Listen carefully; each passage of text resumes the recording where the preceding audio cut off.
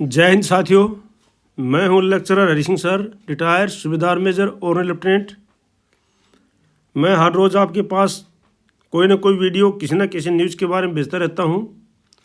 आज जो वीडियो भेज रहा हूं कि खुशखबरी क्या है।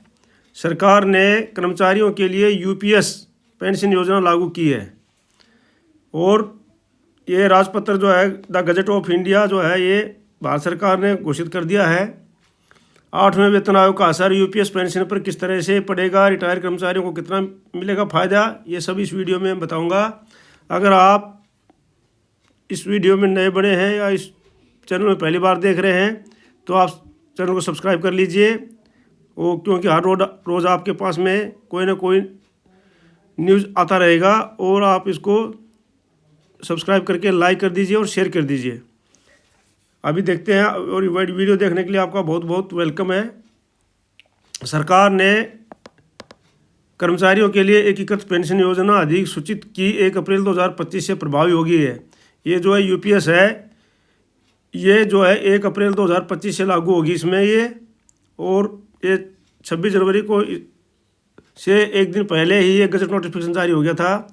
नई दिल्ली सरकार ने एकीकृत पेंशन योजना यूपीएस को अधिसूचित कर दिया है।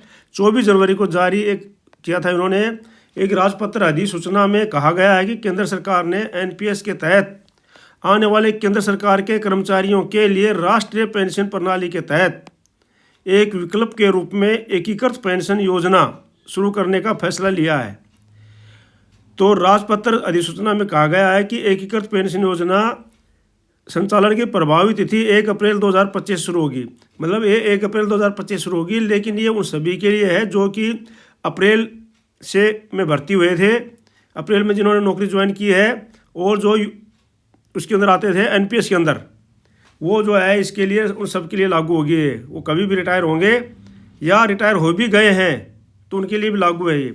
अधिसूचना में कहा गया है कि एकीकृत पेंशन योजना ऐसे केंद्र सरकारी कर्मचारियों पर लागू होगी जो राष्ट्रीय पेंशन प्रणाली के तहत आते हैं और राष्ट्रीय पेंशन प्रणाली के तहत इस विकल्प को चुनते हैं। जो इस विकल्प को चुनेगा, अगर कोई एनपीएस में रहना चाहेगा तो एनपीएस रहेगी, और जो यूपीएस लेगा तो यूपीएस रहेगी, लेकिन इसका मौका एक ही बार मिलेगा। अगर एक बार उसने घोषणा कर दी कि भाई, उसने डिक्लेयर कर दिया कि भाई मैं जो है एनपीएस में रहूँगा, तो उसके बाद एनपीएस में रहेगा वो।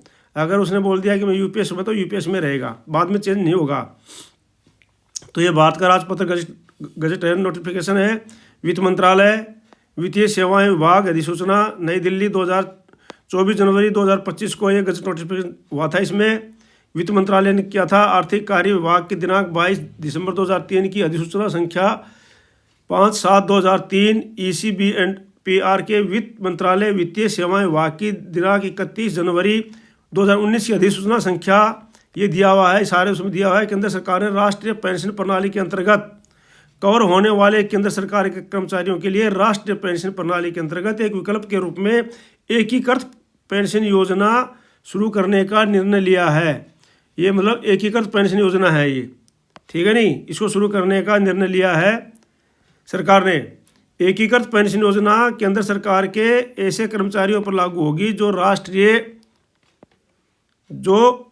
राष्ट्रीय प्रणाली के अंतर्गत आते हैं और जो राष्ट्रीय पेंशन प्रणाली के अंतर्गत इस विकल्प को चुनते हैं। इसमें निम्नलिखित विशेषताएं होंगी। विशेषता क्या है? योजना के अंतर्गत पात्रता, इसकी पात्रता क्या है ये भी इसके अंदर दिया है कि कौन कौन इसके अंदर आते हैं। तो इसकी पात्रता जो है वो भी है इसमें। सुनिश्चित भुगतान के केवल निम्नलिखित मामलों के उपलब्ध होगा, अर्थात यदि कोई कर्मचारी 10 वर्ष की अर्हक सेवा के पश्चात अधिवरिष्ठता प्राप्त कर लेता है, तो अधिवरिष्ठता की तारीख से, मान लो कि कोई कर्मचारी जिसको 10 साल के बाद में वो उसकी सेवा के बाद रिटायर होता है वो, तो उसकी सेवा से तारीख से उसको क्या मिलेगा? 10,000 रुपये मिलेंगे मिनिमम। उसके लिए 10,000 होनी चाहिए, 10 साल की सर्विस होनी चाहिए। इसका कहने का तात्पर्य यह है कि मान लो कोई कर्मचारी 48-50 में एज में उसने ज्वाइन की है नौकरी और 60 साल की उम्र में रिटायर हो रहा है। मान लो अगर उसकी पेंशन 8,000 रुपये बन रही है तो उसकी कम से कम 10,000 मिलेगी उसको।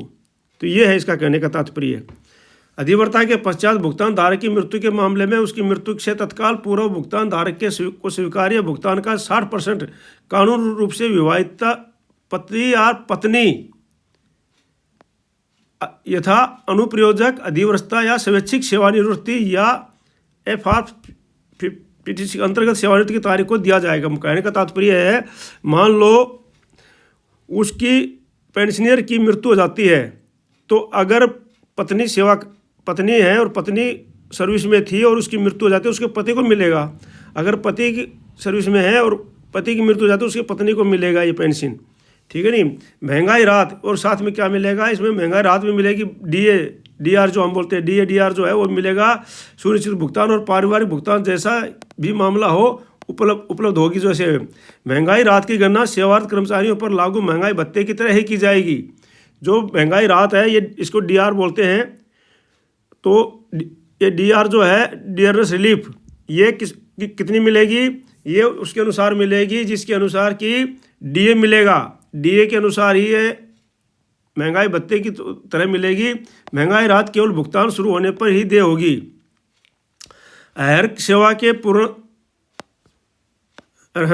प्रत्येक पूर्ण 6 महीने के लिए मासिक उपलब्ध परिलिप्तियों मूल वेतन प्लस महंगाई भत्ता की 10% की दर से अधिवासिता पर एक मुश्त भुगतान की अनुमति भी दी जाएगी। जब रिटायर होगा तो उसको जो है मूल वेतन प्लस महंगाई भत्ता है उसके अनुसार 10% उसके लिए एक मुश्त जो राशि उसको मिलेगी 6 महीने के मासिक परिलिप्तियों के उसके अनुसार। भुगतान सुनिश्चित भुगतान की मात्रा को प्रभावित नहीं करेगा।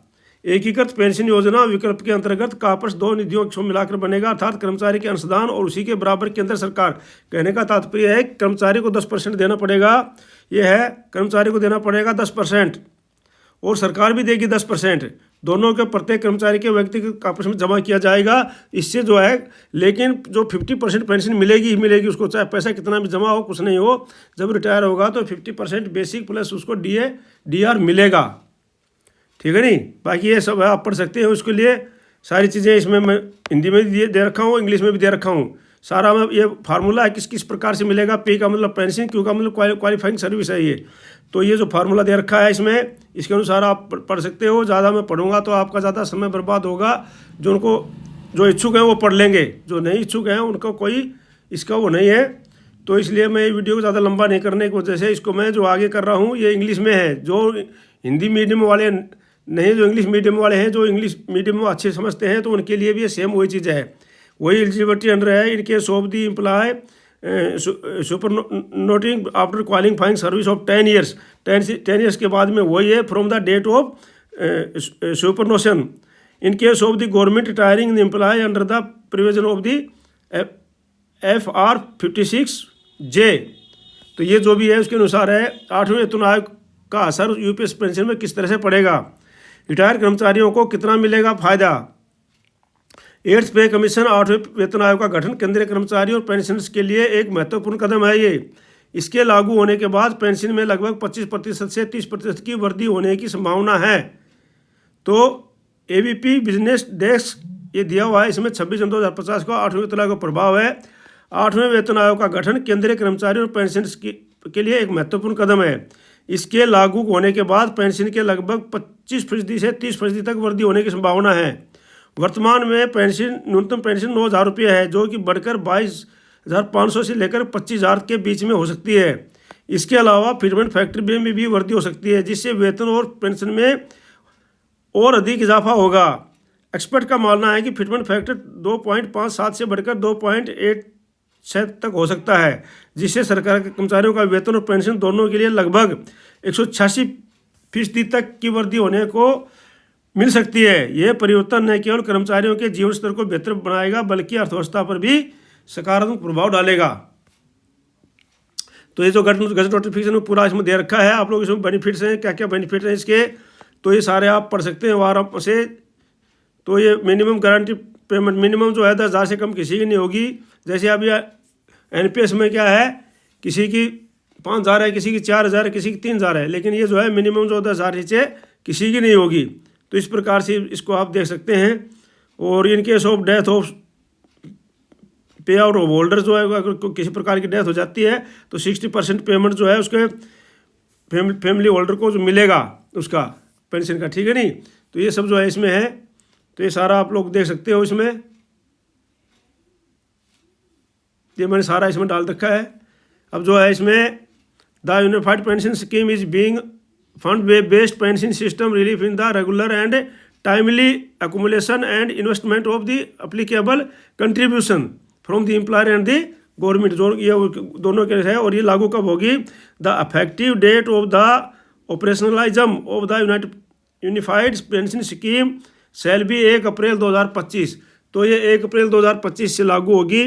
तो इसकी मेन चीज़ें ये है कि भाई सबसे पहले तो क्या है कि 10,000 से नीचे किसी की पेंशन नहीं होगी। मान लो किसी की 8,000 बन दिया तो उसको 10,000 देगी गवर्नमेंट।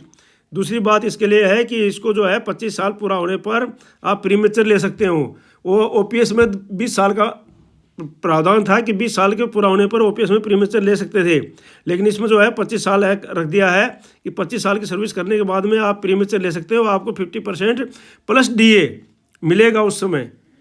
दूसरा है कि इसके अंदर कंट्रीब्यूशन है जो सरकार भी देगी और वो भी देगी, वो पैसा तो गवर्नमेंट के पास रहेगा, लेकिन उससे आपको कोई लेना देना नहीं हो। ऐसा नहीं है कि वो पैसा कम हो गया तो आपकी पेंशन कम हो जाएगी, आपको अपनी पेंशन उसी प्रकार से मिलेगी। तो इसमें क्या है, पेंशन का वो है बिल्कुल सिक्योरिटी है। एनपीएस के अंदर कुछ भी नहीं है। एनपीएस में जो है क्या मिलता है, मैं भी एनपीएस ले रहा हूँ, आर्मी से रिटायर होने के बाद में मैं भी इसमें लगा था, तो मैं भी एनपीएस में कोई फ़ायदा नहीं है ज़्यादा, क्योंकि उसमें जो पैसा बचता है उसका 50% या 60-40 है वो निकाल लेते हैं, और बाकी बचे हुए के ऊपर सिर्फ मिनिमम रेट से इंटरेस्ट मिलता है बस, और कुछ नहीं मिलता है। और ना उस पर डीए मिलता है, ना उस पर कुछ भी नहीं मिलता है। तो यह अच्छी स्कीम है। अगर आप इस चैनल में नए बने तो सब्सक्राइब कर लीजिए, लाइक कर दीजिए और शेयर कर दीजिए, ताकि ज़्यादा लोगों तक ये न्यूज़ पहुँचे। वीडियो देखने के लिए आपका बहुत बहुत धन्यवाद। मिलते हैं अगले वीडियो में, तब तक के लिए जय हिंद, जय Bharat, may you live long. आपका दिन शुभ रहे। Thank you for watching video.